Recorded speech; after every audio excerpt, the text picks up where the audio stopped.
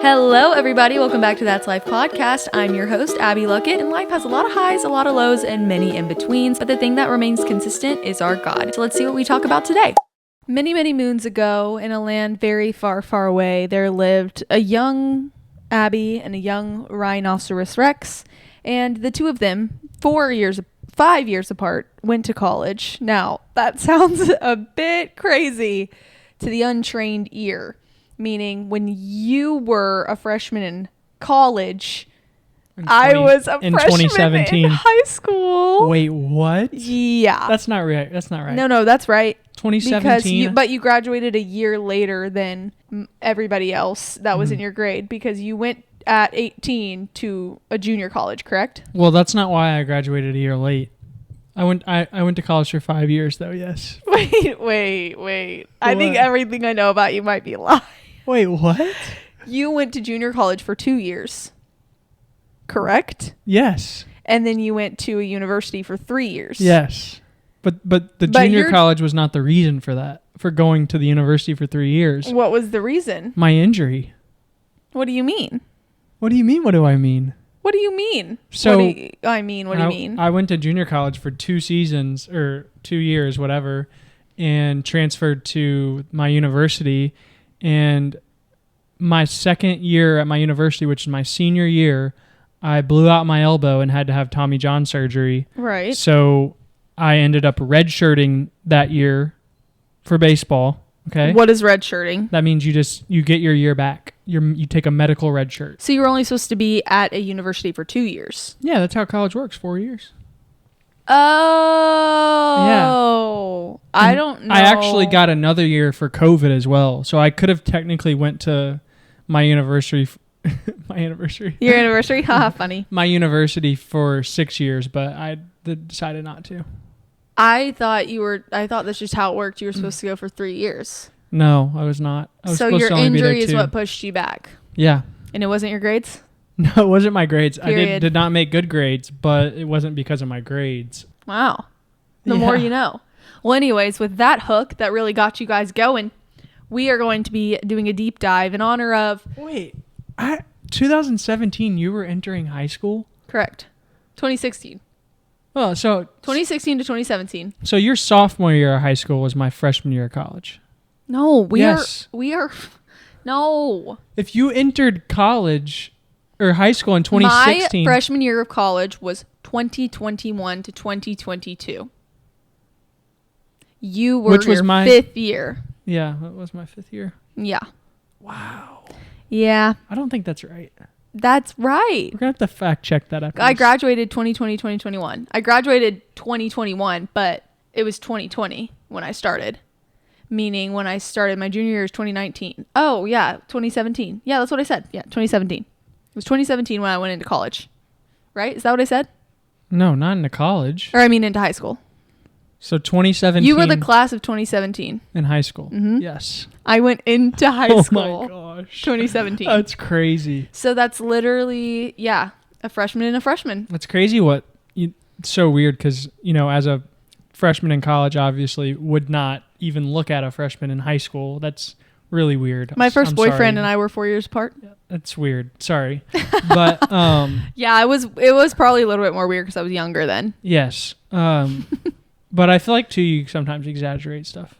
Well, yeah, but that's not an exaggeration. We were 3 years apart and then he had a birthday. 3 years apart, exactly. Then he had a birthday, so it was 4 years for a second. I've always just been mature for my age, I guess. What can I say? But it is crazy how dating works because our age gap now, like 3.5 years, is not weird at all. Or I keep saying weird. I feel like people are not going to like that. It's not looked at. What?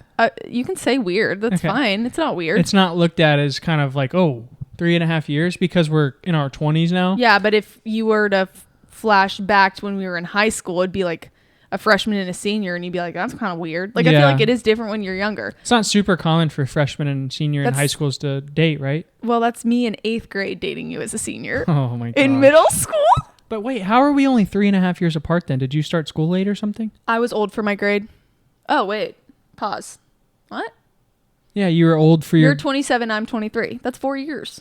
Yeah, but you turn 24 in September, and I turned 28 in March, so we're only 3.5 years apart.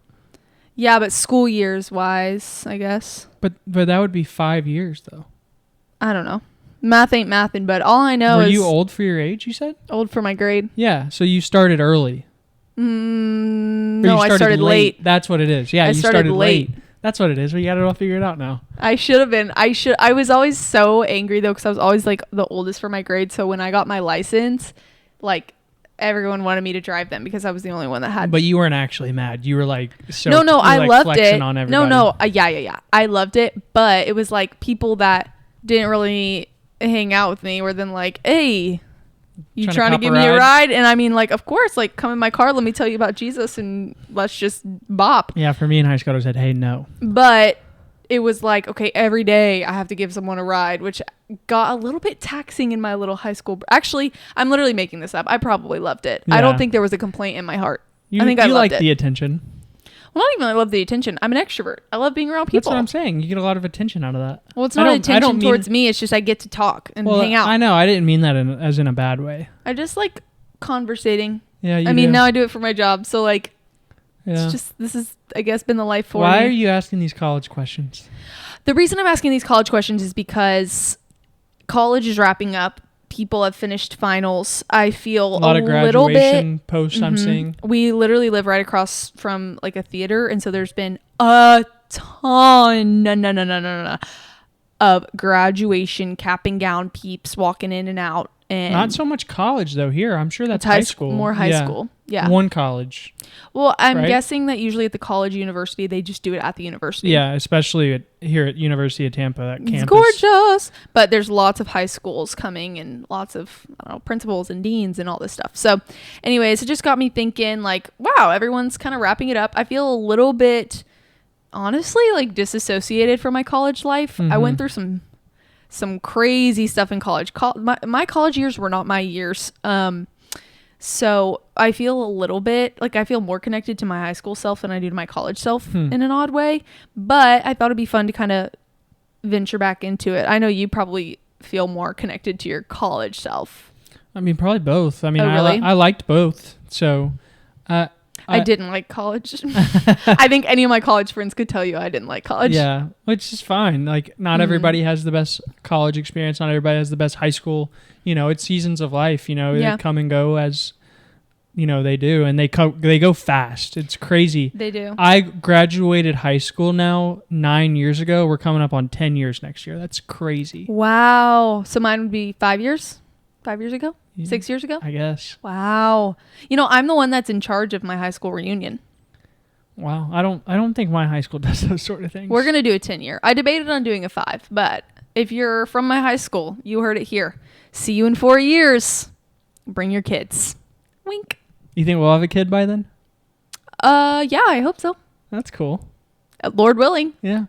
I don't want to say anything and get all excited, but you never know. I want to know what... We'll bring Lucky, though. I feel like Abby in high school is the exact same person as she is now. Well, exact same person I met like 2 years ago. Yeah. Pause, because Lucky is going after a bug right now. She is sitting behind the camera. I wish you guys could see this right now. She's sitting behind the camera. She just ate the bug. Lucky just ate the bug. Anyways. Well, no, I was saying I feel like Abby too. Like I'm obviously Abby and we met 3 years ago now. Yeah, 3 years. I feel like you're just like the same person, just younger you, just maybe a little more immature, and that's about it. Oh, back in high school? Yeah.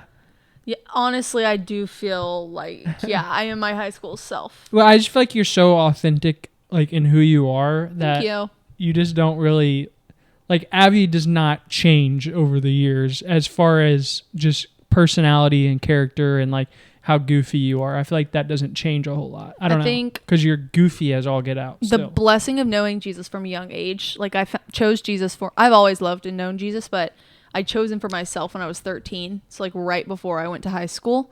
So I think having that as my identity and really being motivated in everything I do for Christ really does help a lot with like the, being authentic thing. Cause it's like, well, what you see is what you get, because I know who defines me. But then also a lot of it has to do with just the way that my mom raised me. My mom and my dad, but like my mom was a stay-at-home mom, so, and she's a female. So we just talked a lot about, I don't know, friends and drama and confidence. So like you didn't really have much fear going into high school as far as like making friends or like have a fear of like other people. You kind of like just were yourself no matter what. Oh, I had tons of fear. Oh, really? But I knew everyone else also had fear. That's, I think, where it differs. I am not any more confident than the person next to me. If anything, I was probably one of the least confident people there. You know how I pick myself apart. And I did that times 10 in high school. But I also was very able to understand the fact that everyone else also felt these feelings too. You just knew everybody else was. So I just, well, on their own level, of No, course. I know, but I feel like that's not a common thing for like a 13-year-old to like understand at that age. Yeah, it maybe usually not. feels like it's like just me that feels that way. You know what I mean? And like they have to be reminded constantly. Yeah, I think, I really don't know. I think I was honestly just Jesus that kind of instilled that in my brain from a young age. I think I went through like not very intense bullying in elementary school, but a little bit of like bullying and people being mean to me. And oh, I thought you were saying you were doing the bullying. I was like, I don't. No. I would wear like tutus to elementary school and like sparkles. Like I was very out there. Yeah, and so people wouldn't, people didn't know like what is going on with this Abby girl. They were just like, she doesn't wear like what we wear, And I did have friends too, but it was always just like Abby. At least the way I perceived it and the way my mom kind of like raised me up was like, Abby doesn't do what everybody else does. And that's how I'm going to raise my child to be. Like, I remember group like very young. Is that not pick me? I don't know. Ask my mom. Oh, you said your mom said that. She was the one raising me that way. Oh, I thought you said you. Like she would never let me get into trends. Everyone got hair feathers. I wanted one so bad. She wouldn't let me get one. I thought you Everyone said got that. No. Because I thought, we had this big pick me conversation because I was trying to understand what it meant. Well, small towns, it stays small. So everyone kind of. Oh, I just thought you said you did that, not. Oh, no. I didn't hear you say. But that the reason I say that now is because that was instilled in me in my later years. And I chose that for myself when I became more independent. So what my mom would do is like she would let me, of course, like hang out with my friends and do group stuff when I was younger. Yeah. But she would have conversations with me of like, are you wanting to do this because you genuinely want to do this, or because everybody else is doing this and you feel like you have to do this to fit in? And I think that shaped me to be confident in who I am and whose I am. And then, I mean, first and foremost, Christ, because I know I don't have to work for that approval. So I'm like, at the end of the day, like to suffer for Christ's gain. So if people aren't going to accept me for who I am, well, like, then that's gain, because who I am is found in Jesus Christ. So I don't know. I think a mixture of all that kind of bled into, along with having an ED at 11 years old and having to come to terms with the reality of life, that there's struggle at a young age. I went into high school pretty confident in Jesus. Therefore, when I was worrying, anxious, insecure, whatever, I was like, well, I'm not the only one, so I'm just going to keep going. Wow. And that's kind of that. I feel like that's such a great question to ask, especially younger people, but I feel like that's a question just to ask yourself a lot. Like, are you doing this because you see other people doing it? Yeah. Especially with like the world we live in now, where everything is a trend, or everything is, oh, I saw so-and-so do this on Instagram, I want to do all the things. I feel like it's such a good question to be like, do you just want to do this because somebody else did it? Yeah. Or do you want to do this because like you truly want to do it?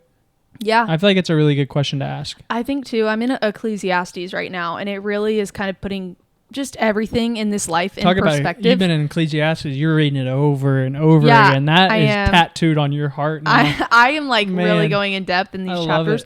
But the main theme of it that it talks about is basically everything is meaningless.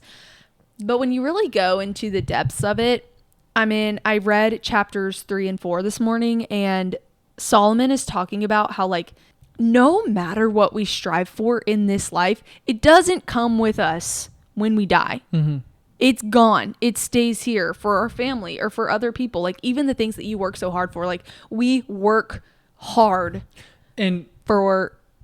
Go ahead. Well, I was just going to like hear Abby when she says that. So she's talking about somebody that had like over 200 wives and however many concubines. He had like the best house you can think of, probably multiple. He had like a whole fountain in his backyard. Like he had everything. He's the richest man to ever be on the earth. Like, and he talks about that in chapters 1 and 2. And what he's saying is like, I'm gonna die one day, and my inheritance that I have on this earth is not going to heaven with me. So, but not only that, I think a lot of it of like the trends or the things like your looks don't go with you, your body doesn't go with you. Also, what I was saying about work is like, I mean, I feel like probably majority of America would agree with me when I say that like we are powered by what our job occupation is, because that's how we provide for ourselves, meaning money. And so you say, hi, my name is Abby. Oh, what do you do? I do blank, your job. And I feel like it's so easy to get so focused on like where we are in life now as to where in high school it was like fitting in. College, it was like, what's my future? What's my calling? Now we're like, okay, how do we get farther in work? It's the first question you ask everybody. Right. And he talks about like, even what you strive for in work, it's gone once you die. And not that you shouldn't strive to work and work well, but all of this social media stuff, we could die tomorrow. And you know what happens? Absolutely nothing. The world still spins. I mean, people cry, mourn, whatever. But the world still spins. People move on. Life still goes. And we're partying up in heaven with Jesus. And we're way better off than anyone here on earth is. That saying, how did I get on that tangent? What were we talking about? Striving for things in this world. He tells us to look at this life as a gift. That's what he says? Yeah, he's like, so basically everything's meaningless if you strive for like wisdom of the earth, basically, and like strive for the knowledge and wanting more or having more, getting better in work or farther in work. At the end of the day, it's not going with you when you die. So cherish this time here on earth. And he basically says like, eat good food and be happy, because this life from Jesus is a gift, but it's not your everything. Basically. So it's the balance between like enjoy this time that you have here on earth, but also it's not that deep, because at the end of the day, you're not going to take that with you. And I think that's a really good perspective to have growing up, because, and I really want to instill that in our children, because like, have fun. Like, I feel like my parents did a really, really good job of that, raising me. And again, I was like, they were able to do that. Like I had a mom that stayed at home. Like we didn't struggle with money and things like that. So she was able to put time and energy into like, hey, have fun. Like go have fun. Not every family can do that. And so each scenario is different. I'm going on a tangent right now. But also, I do want to say like money doesn't equal fun. True. But I do want to be sensitive to families that may struggle with money, because me being like, just have fun can come off kind of like. Yeah, when somebody's working like multiple jobs. Exactly. I see what you mean. Exactly. But I really do, for like our children, want to be like, hey, this life, it's not even like here on the scale of like eternity. Your life. Like if your life, someone told me when I was in high school, if your life, like your entire life is a yardstick, which we know it keeps going and keeps going and never stops. But say it's a yardstick, your time on earth is about 0.5 centimeter. And I was like, oh, that's crazy. Meaning you spend eternity with Jesus. Yeah. But our human brain can only understand our amount of time here on earth. And so the little things day by day just are so heavy and mean so much to us. But I don't know. I all that to say, life is a gift, and like it's really easy to get caught up in these little things and trying to fit in and growing up, and all those things are valid. And also the world still spins. It still spins. It's gonna be okay. Like we keep going. And to like you're saying about the job thing, because people stress out about job. I feel like that's maybe not the number one thing, but it's got to be up there as like one of the biggest stressors in the world, especially in America today. It's the same thing as if, I used to stress so much whenever I was in sales. It was like probably my number, like, do you feel like it was probably my number one stressor? You had the Sunday scaries bad. I did. Really bad. And something that really changed me was, for one, and I feel like people probably listening to this have heard this before, is if you died that weekend, they'd probably mention you that you passed away in a meeting.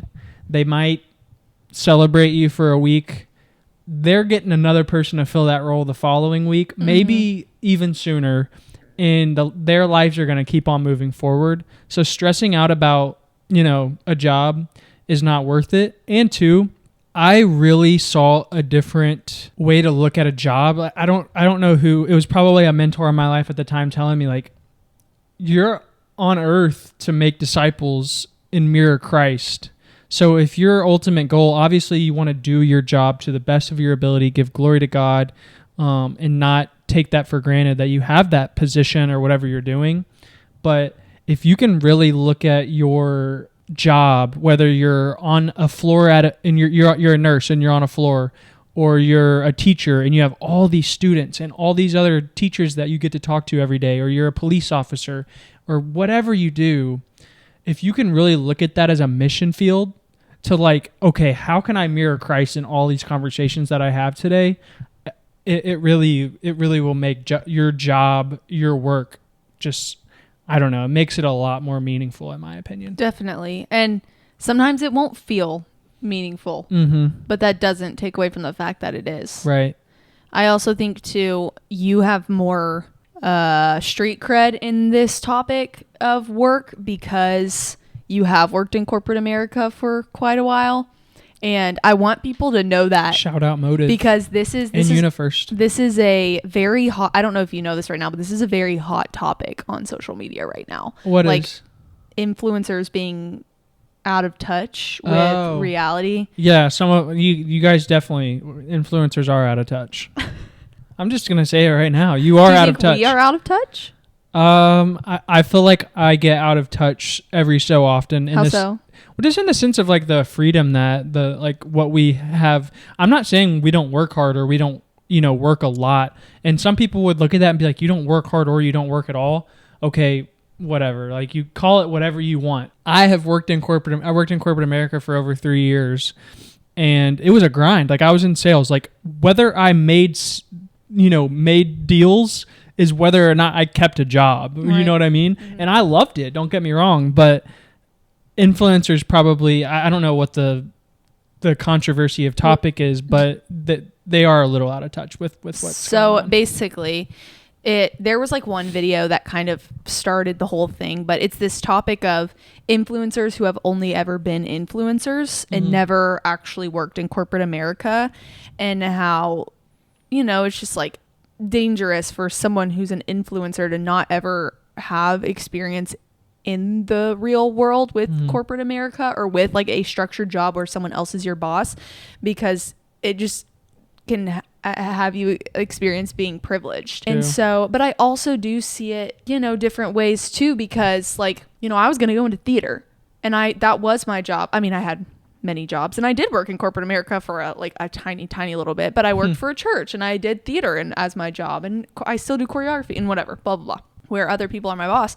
But all that to say, that's not corporate America. That's every job I've ever had has been a little set your own schedule, loosey-goosey. And I think that's a product of 2026, 2025. Like, corporate America is not the mainstream job choice. I don't have statistics to back that up, but at least as like it was when our parents were in, like, working. And anyways, so all these people I just think it's hard to, like, say a blanket statement, but I also do agree where there is an importance in having someone be your boss, because I would not be able to do what we do today if I didn't work in corporate America, or if I didn't work. It was part of the reason you went to go do it, was to figure out what it looked like to work for a business and, like, have a structure.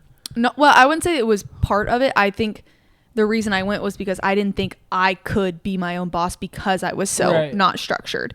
Like, I tried to go full-time by myself, and I couldn't do it because I didn't have experience on literally how to make a Google Sheets or a PowerPoint. Like, I knew how to make a PowerPoint for school, but, like, creating systems and doing things, I learned that from my corporate America job.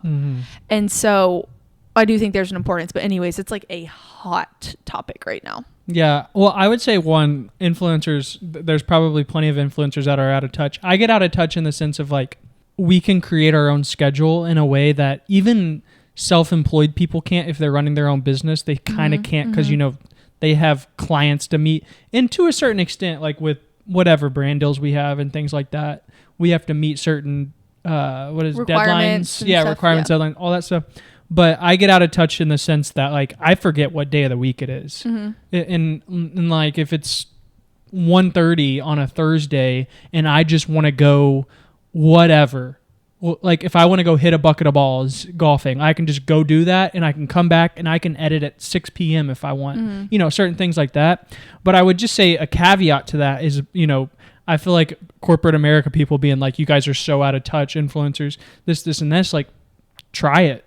Try to do what we do. Try being an influencer for a day. Well, no, I wouldn't say for a day. I would just say try to build a brand and a big presence on social media. Like try it and see if you can do it. Like if it's literally not work or it doesn't take anything, try it and do it. I think that I don't want to sound like that literally out of touch what we've been talking about, but I think from this job, which I pretty much have been working since college, yes, you can set your own schedule, but you still have to get work done. And I think that's the common misconception with influencers. And I also think it's very individual. Everyone kind of operates differently. You and I do kind of try to structure our days at the 9 to 5. More so like 10 to 7, 10 to 6. Like it just depends. Some days we're done at 2. Some days we're done at 10. But the work has to get done. And also to a certain extent we have to be like, okay, life right now we film, life right now we don't film. Like it's just the little things of, you don't clock out or you don't, I don't know, just little things here and there. But all that to say, the reason I was kind of like more so thinking about it was because for our anniversary trip, which by the time this podcast comes out will be on our anniversary trip. Wait. But Ryan and I were like, we are not going to work at all on this trip. So it's 4 days. We're going just like an hour away to a different beach near us. Just renting an Airbnb, but we're sending Lucky to where she did school at. So she's going to stay there and it's just going to be Ryan and I. We're just going to celebrate a year of marriage, whatever. But we were like, our challenge is no work. And I sat there and I said, we haven't taken a break from work in the last year. Well, we've never went on a trip or anything. Like, there's been days where we just don't film something or like maybe don't edit for the entire day. Well, I don't even know if that's been the case. But I can't remember the last day I didn't edit. Probably no. You definitely did after the day after our wedding. Yeah, the day of our wedding is because probably we were like, the only day. Now's the time. Yeah, now's get the it time. out. Get it out. People want to. It's gonna be really weird. Like we've never went somewhere and like, oh, we're not filming a single video. Mm-hmm. I almost like have this thought in my mind of like, oh, we have to. Mm-hmm. Like we have to get. That's why we How can't. are we not getting video of this? That's why I mean? we can't, because that's how you get out of touch. Mm-hmm. It's like, but why would I go here if I wouldn't film it? Yeah, why would I go here if I wouldn't take pictures? Oh, I don't know. To live life, to experience life. Yeah. To unplug. I just want to say too, whenever obviously I kind of played both parts of it because I've been in both parts. I'm just gonna be the person here. I think being an influencer is much easier than whenever I was in sales or in sales management, managing a team. I do think it's easier. Some people might not agree with that, but I do. And it's easier in different ways because as corporate America is really nice in the sense that I work and I can shut it off and put my computer down. And there was times where I would go on vacation, I put PTO in and I didn't look at my computer. I didn't think about work. I didn't think about anything for 7, 8, 9, 10 days, whatever. That's a good feeling. Mm-hmm. That's a really good feeling. I just feel like this life has been my life forever. Because when I went to college, like my goal since I was 9 years old was be a musical theater performer. And that one is not a job. That's a job you take a chance on. This is a job you take a chance on. That's a job where you somewhat set your own schedule, but it's not your 9 to 5. You go into the theater to rehearse during the day and then you perform at night. You struggle. You get out there and you just work all day and it's your life. It consumes you. You don't go into that job for the money. You go into that job to train because you love it. And so I've never really known a world where a job wasn't set by me and wasn't a passion. And that's something that's like I'm so blessed by. But I do think it's funny the parallels of like what we do now and what I did then, because although it's like not grueling work, like it's super fun and awesome, it's time consuming. And that's the same thing with theater. It's super fun and awesome, but it was time consuming. You got to put in the practice. You have to edit. You have to film auditions. You have to write concepts for brand deal. Whatever. I don't know. What is the theater thing? The practice. What's it called? Not practice. Rehearsal. Yeah. You've done a couple. I miss it. You've done it. Oh, you do miss it. I miss it so bad. I came home yesterday and Abby was all over Actors I sent in a couple Access auditions. or whatever. Yeah. I miss it a lot. It's really bad, actually. It's not really bad. It's good that you miss it. I just where does that fit in with our life? We have a dog now. Yeah. I can't just go audition for a national tour. I haven't legitimately sang. I feel like I've forgotten how to dance, forgotten how to sing. Well, why don't you teach? Because I'm in Tampa, Florida, where I know nobody. I know, but that's what I'm saying though, is to supplement the, oh my gosh, Lucky, you're so sweet. I just love her. Look at her little tongue. Oh, she's way too cute. But to supplement your urge to go into it, I think you should try and teach something, or just go to a dance studio or something. Might help. I have this battle with myself because I love to teach and I love to be behind the table. I also miss being on stage. I also would love to try film. I'm pretty much eager to do anything, but have no idea where to start or where to put it. And not that I don't know how, but I just don't know where. Abby and I are on a Wilmington kick right now. It feels like everything Wrightsville Beach, Wilmington, North Carolina. Everything is Wilmington for some reason. Even people we talk to, they bring up Wilmington. It's so weird. But I was looking up Wilmington, North Carolina last night. Of course I was. Shocker. But they call Wilmington Wilmeyhood. Why? Wilmeywood. It's the east coast Hollywood? of Hollywood. Oh, that's fine. Because there's so much film there. So they have a big Hollywood film thing there. And I just thought of that. And maybe they'll get one look at me and say, "Oh, we need her in our movie." I want to finish what I was going to say about influencers. I'll just say that there's a reason that I could go back into sales right now if I wanted to. If God was willing and gave me a job, if I wanted to go back in, I'm sure I could find a job somewhere. But what social media, the freedom that it brings, and just being able to work with Abby, we have always talked about wanting to work together. So I would never give that up unless, something happened and we had to. But I'm eager for this to get out from behind a screen, though. I just want to do something. What do you want to do? Events or open a business. I've always wanted to start a gym or open a gym or I don't know. Gyms have high fail rates. You know that? I really would love to Look at me being a pessimist. Goodness. I would love to be a speaker. I would love to, I don't know. I feel like the obvious thing is to do run clubs. I don't enjoy Abby doesn't hosting run clubs.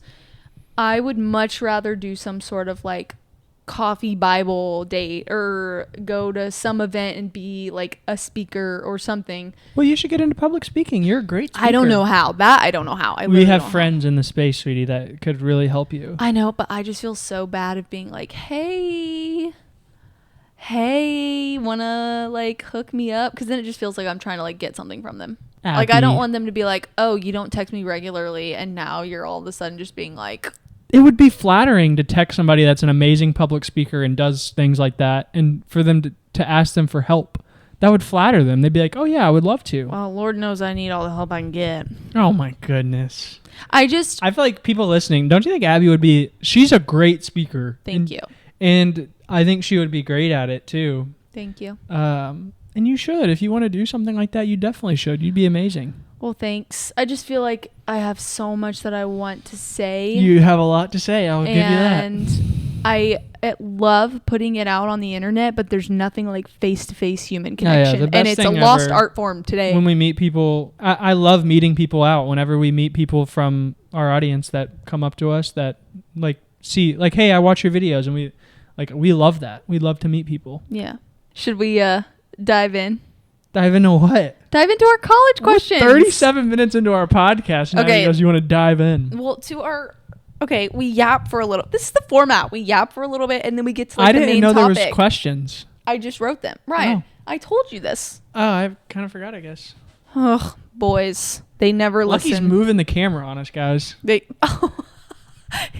Her head is swarmed around the leg of the tripod. By the camera. All right, college. So get yourself in the mindset of college. First of all, where'd you go to college? I went to Wren Lake College in Southern Illinois. Good old Ina represent. And then for what? For what? What do you mean for what? For school. No. Oh, I played baseball there. What do you mean for what? For what? And then I transferred to Western Kentucky University, and I was a Hilltopper. And what did you do there? I studied marketing and with sales concentration. And you played baseball. And then I played baseball. D1. Okay. Why aren't you saying this? That's what do you mean? That's a very important part in your story. Okay.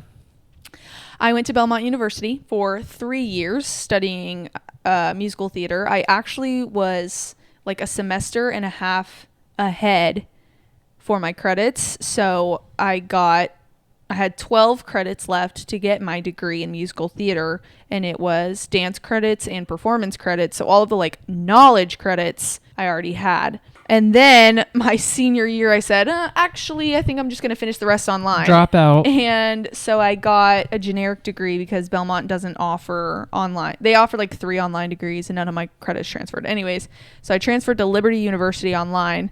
Kind of a bummer that I don't have my BFA because I literally had like 2 dance classes left, y'all. But the Lord was calling me there, and I don't need a degree to validate me. Okay, I know the things that I know, and I'm proud of that. But anyways, I got an interdisciplinary studies major from Liberty Online and just wrapped up my last year of school. So technically I really did 3 years of university, and then I just did online school at home and kind of finished it up. And I studied music, theater, and sports sciences. Oh yeah, it was sports sciences. It is on brand though that you like finished at Liberty. I don't know why. I just feel like it's on brand. I know. I mean, what can I say? But I loved my time at Belmont, and I loved the people there. It was nothing to do with like the school itself. It was literally just like my personality, who I am. Yeah. I don't know. There was a lot, and we'll probably like dive into it. But what was your favorite year of college? Oh, that's a good question. It took me forever to learn freshman, sophomore, junior, and senior. Like, I didn't know that those were the years until I got to college. I'm pretty sure. Maybe my senior year. You didn't know that? Oh, duh. Okay, 8th grade. Sorry. I was like, what? I forgot. It repeats. Favorite year of college was my sophomore year at Wren Lake. My sophomore year was my favorite. Oh, really? Mm-hmm. That's when you did your show, right? Which show? Oh, yeah. Yeah. His story. Yeah, I left school and I went and I did a show in Dallas. Sophomore year by far. I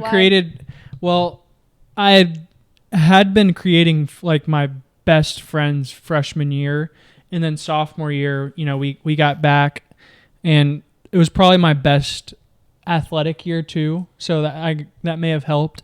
But I'm still best friends with a lot of the guys. Yeah. And I think that's probably the biggest reason. But I was also pitching the best I was, and starting to talk to schools and stuff, which was really fun. But it was just it was so fun. Like those group of guys were so awesome. And I went to college in a town that probably has less than 1,000 people in it. So really the fun was just like being around like the guys and all the camaraderie of that stuff. Uh-huh. And doing things that guys do. Yeah. Getting up to no good. If you could have gone somewhere different, where would you have gone? Like to a different university? I wouldn't have went anywhere different. I don't think I would have done anything differently. Okay, but if you had to. I really don't know. You're meaning like besides Western? Mm-hmm. The thing is though, and I just want to say this before, and then I'll pick somewhere, but I got saved at Western. I found the Lord there. And my time at Western was really rough. Like, if anybody's listening to this, looking up Ryan Luckett, Western Kentucky baseball, I say I played there. I pretty much was just on the team because my first year was COVID. So we got sent home, and that season was done. And then I got back the following year, and I blew out my elbow in February as the season was starting and had surgery in March. So I had Tommy John surgery in March, and it took about... it takes anywhere from like 10 to even sometimes 13, 14 months to get back. So my 5th year, I was rushing back to get better, and I really didn't pitch much. I ended up injuring my shoulder. I was in the athletic training room pretty much like my entire career at Western. So I don't know where. I would say somewhere like on the coast, maybe like a coastal Carolina would be cool. I got in there.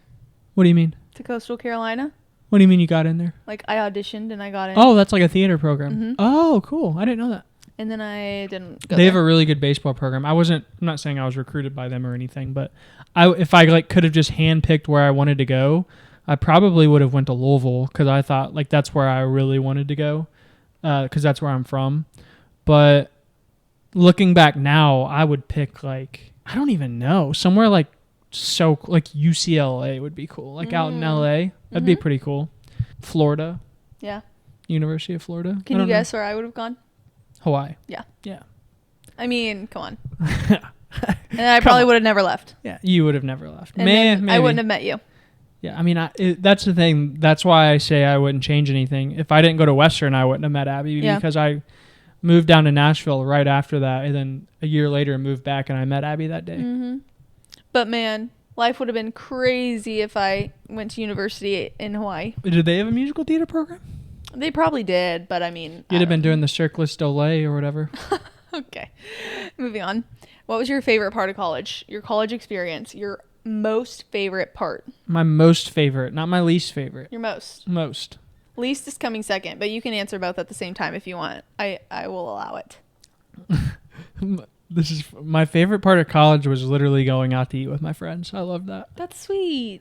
There is nothing that beats like a McDonald's trip or just like a random little... You lived on McDonald's. I did live on McDonald's. But my favorite part of college is going out to eat with my friends, whether that be like a little cafe or a little hole-in-the-wall pub, whatever. I loved going out to eat with my friends. That's sweet. I think my favorite was performing every day. I know you met me when I had a really toxic relationship with performing. Well, I believe you. I'm not saying I don't believe you. I know, but I know you're shocked, kind of. Yeah, that does surprise me. Because when you met me, it was my junior year, and I was like, I can't do this anymore. You'd thrown away theater pretty much. Well, I had so much anxiety around it, really, really bad. You had performance anxiety. So like you were just what does that even consist of? Like how did that make you feel? Well, it was. How did that make you feel? Tell me your feelings. Well, something that I've grown up loving, eat, sleep, breathing, all of a sudden became a grade. And that grade equated essentially my worth in performing. And now you're surrounded by everybody else who can do this better than you and this better than you and that better than you. And I, at the time, was just really not confident to keep going. I was so far and distant in my relationship from the Lord coming off of the show that I had just previously done in Dallas that I didn't have the true confidence to outweigh the lies in comparison. Wow. Because you're never going to stop comparing yourself in the entertainment industry. Yeah. There's always going to be someone that's better than you. There's always going to be someone that does every single thing better than you, always. And part of that is a good thing. Part of that is a good thing, but I was in a place where I couldn't handle that. Yeah. If my brain now could go back to that girl then, I probably would have finished my degree and auditioned for all the things. But and it was also a very hard year. So couldn't handle it. Say that New York calls. They're like, hey, Abby, we want you for a show. Are you going? 100%. Without a doubt. I'm going to go check on Lucky. So whenever I left at the end of my junior year, I finished my junior year and then I had my senior year and basically when we got married. I was still connected to theater through choreographing. We got engaged. We got engaged, yeah. But no, that was my senior year of college. And then I'm talking about then we got married and I still wasn't doing theater. I did. Oh, right, yeah. I did Grease and then I just recently did a play. And also throughout my time post-grad, I've been choreographing shows. And that's kind of kept me connected, choreographing regional theater and high school theater. I needed that time away. I needed to step away from it.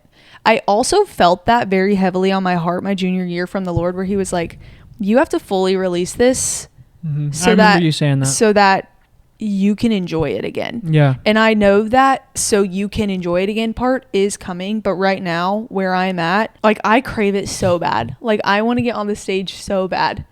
I'm like getting emotional talking about it. Oh my gosh. But well, also you just like don't know this version of me really. Like you've never seen it before. So that kind of makes me sad too. Why do I always cry on this podcast? Oh my gosh. But like, it's because you care. Well, yeah. And like, that was my first love, like love.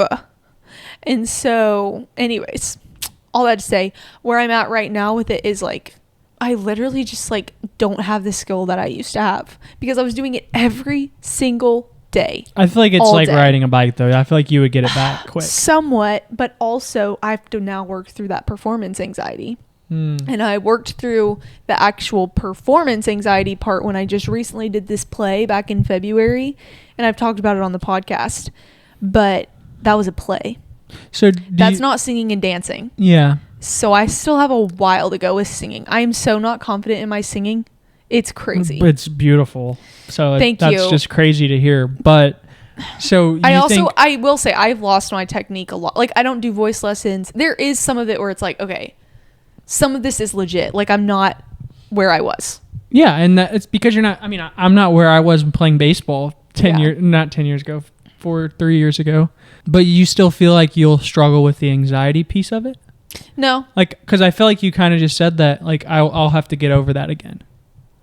I think if I get back out on stage, I know I will, but I'll have to work through those feelings.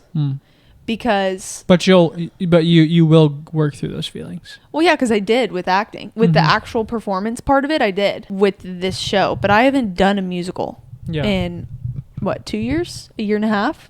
I just know that, like, it's like the last time that you did anything, you go back to the last time that you did it. And so even in my voice lessons back at home, when I would do that, like, I would leave and be like, I can't do this. So, but I definitely know that drive and desire is there. It's just like, where do I go from here? You know? And also, how does that change our life? Because chasing a career in performing, I don't know. I don't think the life for me is like go audition for everything and try to make it. But I also know that like even just doing a show where you rehearse 5 to 8 hours a day, I don't think the story's over for me. I just don't know where to go from here. But maybe I just need to do something that terrifies me and then I'll get over it. That's what you just got to do. All right. Well, what's your least favorite part of college? Moving on. What was your least favorite part of college? Class. Well, I'm not a school person. Never have been. Never will be. It's just not for me. It's just not my thing. Well, I already talked about my least favorite part. So, moving on. What do you wish you could have done differently? I mean, man, there's a lot that I wish I could have done differently, but also under the blanket of not doing anything differently because no regrets, and that's how we ended up here. That's the thing is I don't say this I don't say it meaning I have regrets of my life because I don't think I need to live that way, especially that I'm made new in Christ. The sin or whatever I did in college, it doesn't change that, right? Like I did it, obviously, like on this side of heaven, I did it, but I am made new in Christ. So I, praise Jesus for that. But I would probably say, I feel like my biggest regret in college is it's gotta be, I don't know. There's so much. Well, I know mine. I don't know. Do you want me to say mine? Yeah. Okay. Cherish my friendships. I was so focused on perform, grind, audition, get better. I didn't spend any time investing in my friends. Now, I had friends and we hung out and it was great. But I don't have friends from college like that I text on the regular. Like I don't have like my college besties. I have, of course, my like wonderful musical theater group and stuff, but like there were amazing people that came into my life and I didn't they were the afterthought. Because all you were worried about was performing? Yeah, and my boyfriend at the time. Oh, yeah. Like all my spare time, which it's hard to find free time as a musical theater major, any music major. You're either practicing, performing, or in class. However, any free chance that I had was spent with my boyfriend. Now, if I were sitting here being married to that man, yeah, I probably would be like, well, it's worth it. But I mean, it also was worth it because it taught me a lot. But I don't know. Female friendships I've just recently in marriage learned the importance of. And I wish I would have really cherished my female friendships in college, because God provided me with some great females in my life that really helped me out. But I don't think I gave them what they gave me. So sorry if you're watching. Sorry. I feel like I messed up. That is one thing that I did decent, at least, was... Yes, because I see you with your friends. Yeah. And you talk about all the things you used to do and all these memories, and I'm like... We have a lot to talk about all the time, because it's just... We created so many memories in college. My biggest regret was just living in constant sin. I mean, I don't want to get into and making light of the sin that I lived in, but I mean, everything under the sun, it seemed like. So I would just say that, I wish I would have known Christ before, but I mean, he gave me a path, story. And it's my story. So exactly. I would say that for sure. Yeah. Would you have had the same major or changed your major? I'd probably same major, I guess. I mean, I never would have imagined my life be like what it is right now. So yeah.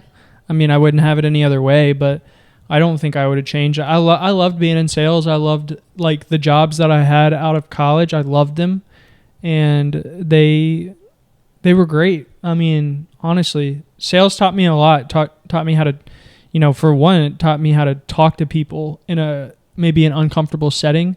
Taught me how to be confident when I didn't really know what I was doing. It taught me how to work with others. It taught me how to fail. You fail a lot. So it taught me a lot. Well, I would have had the same. Yeah, I was going to say, you would definitely have the same, right? Yeah, 100%. Favorite teacher memory from college? Anyways, so I had this teacher. Your podcast, he was my basics of conducting teacher. I think I told you this. He was the best.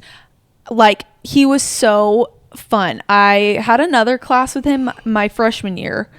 This was my sophomore year, but my freshman year I had a class with him, and he taught theory, which no one liked music theory. That's where you learn how to read notes on the page. Well, I won't say no one. People liked it, but it was just hard for people that didn't really understand how to read music. Yeah. Anyways. You're good at that, aren't you? Well, I can do it, but I mean, I wasn't the person people went to in class of hey, help me do this. That was oral skills for me. I am good at oral skills. And I think it's because I have sensory hearing stuff. Anyways, I was just very sensitive to sounds. This is beside the point. So this teacher, he's so cool. I hope he's still there. He was so sweet. But there was 5 of us in that class, and 5 of you in the class? What do you mean 5? 5 people. There was just 5 people in the class. Wait, what? This is Belmont University music program. I understand that, but there's 8,000 people total at that school. But 5 people in the class is just crazy to me. 8 a.m. conducting. I don't know. Wow, that's wild. So... I mean, you guys were basically doing a little music conductor... It was the best class. It was so fun. It was like a Bible study. It was so fun. But for music conduction. Yeah. Anyways, conduction. Is that what it is? Conducting? Yeah. Conducting. It's conduction. Conduction is in science. Oh, right.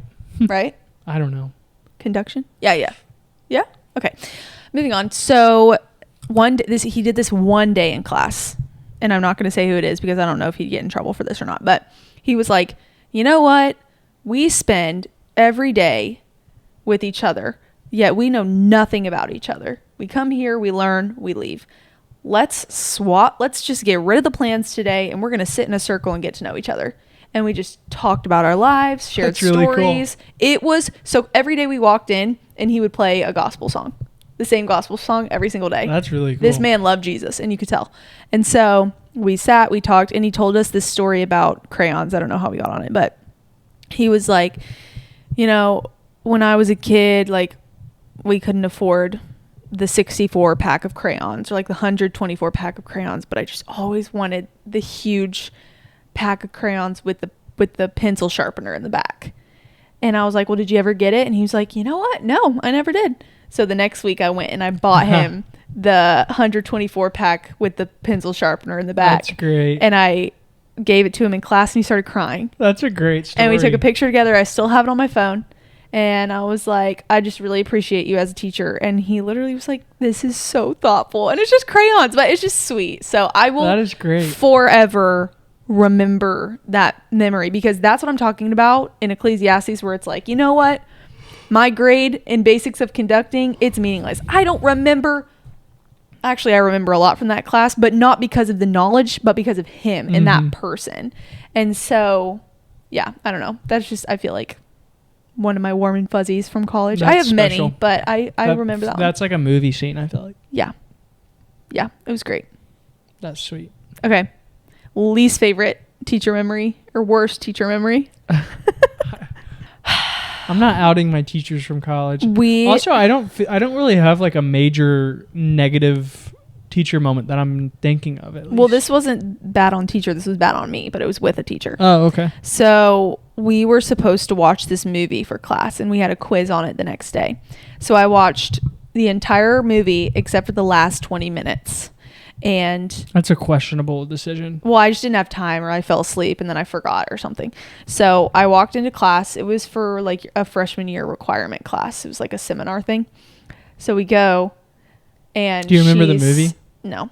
So she's about to pass out the test, and I was like, shoot, I don't know how it ends. So I looked up how the movie ended right before she passed out the test, and I was like, okay. So then she passes out the test. It's like a 5-question test or something. And the last question is the ending of the movie. So I answered it, and then I turned it in, and immediately it was like, you wouldn't have known the answer to that question if you didn't look it up beforehand.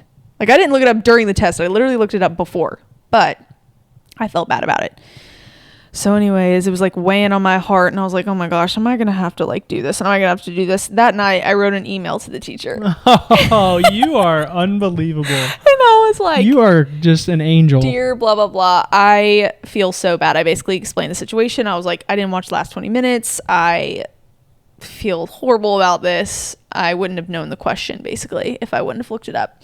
And you're amazing. She said, I don't know if it's amazing or if it's just crazy, but she was like, I'll just give you a B. Thanks for telling me. Like, it was very short and just whatever. And I was like, okay. And she probably really respected that you told her. Well, that's integrity right there. It was in the rules of the school. You can't cheat.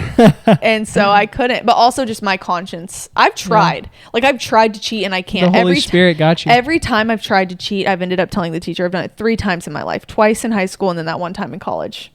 Yeah. I cheated once on a column in homework, and I went and I told the teacher 2 days after. I waited 2 days, but it was on my mind for 2 days. And then the other one was a test, and I told her right after, and I said I cheated on the test. Well, everyone was kind of cheating. Like, everyone was cheating together. And I think she knew. She was one of those teachers that was like, she kind of knew what was going on.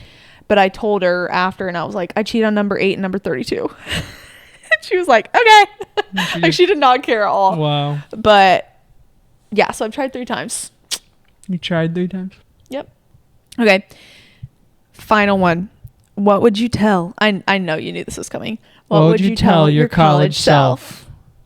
Yeah, that one was definitely coming. Oh, man.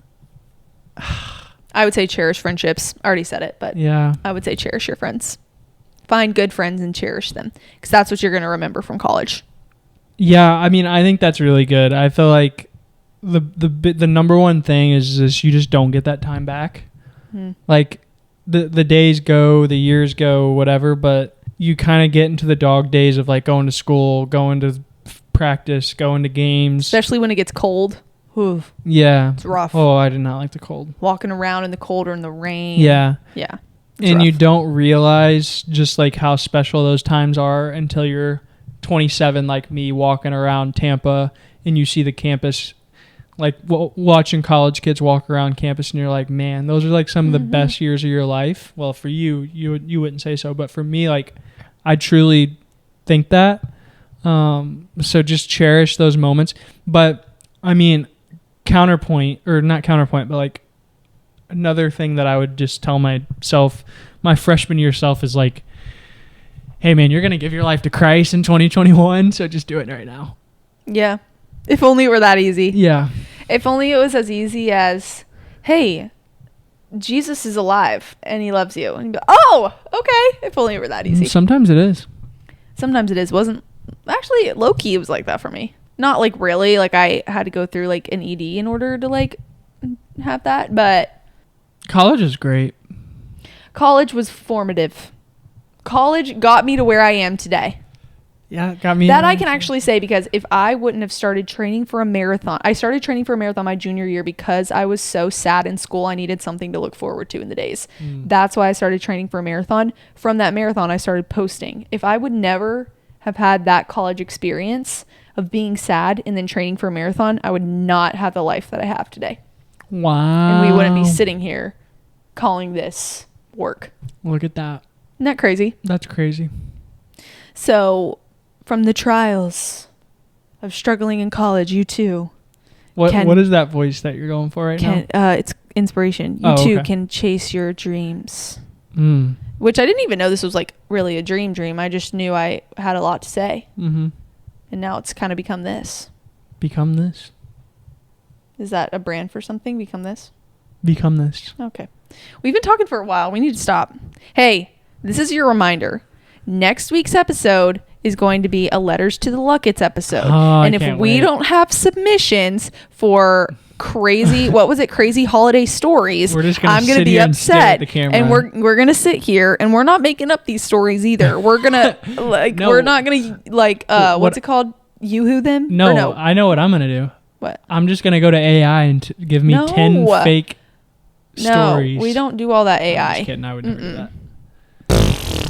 You just lied straight to their faces, bro. I'm so close to the camera right now. Yeah, he's really trying to get up close and personal with you guys. Intimate podcast, this one. Yeah. Hey, seriously, submit. This is ASMR. Don't forget, submit to That's Life Poddy, PODDY, at gmail.com. At gmail.com, your craziest holiday stories, and let us know if you want us to name drop you or not. Because I'm saying your name. If you don't say, I'm saying, hey, don't say my name, then we're saying your name. Say my name. Say my name. Say probably my just name. First name, not like first and last, but and social security number and credit card information.